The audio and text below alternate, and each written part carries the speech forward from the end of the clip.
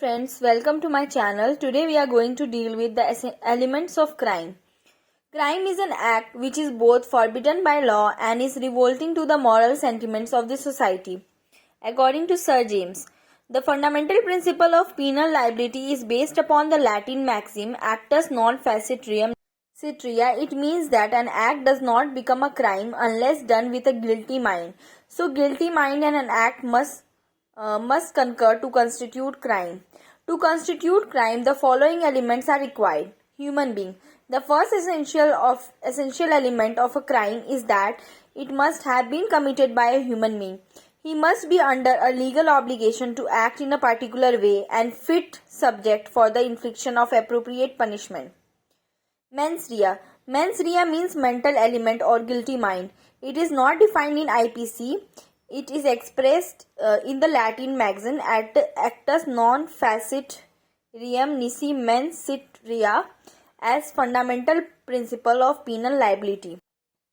For example, if A intentionally kills B with a knife or by administering poison, A is guilty of murder and is punished for life imprisonment.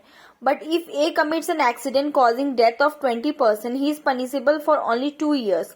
He can even be exempted from criminal liability if there is no negligence from his part.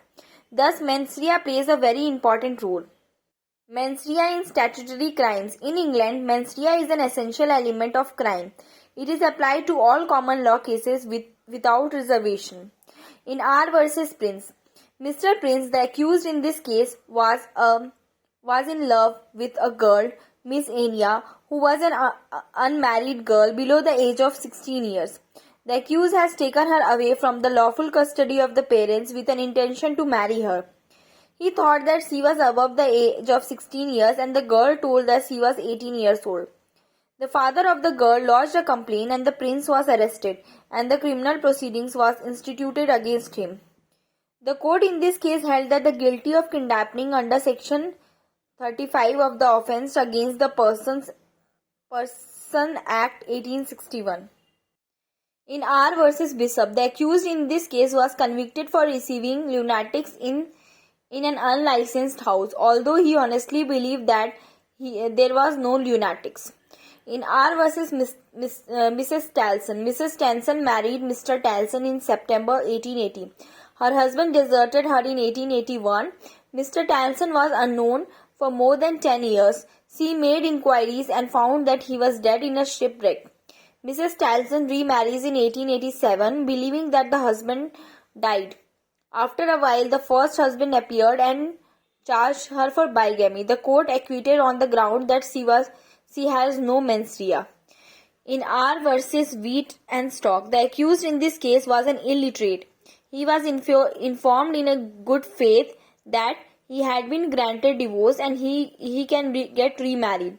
His first wife charged him for bigamy. The court held that guilty of bigamy and convicted him.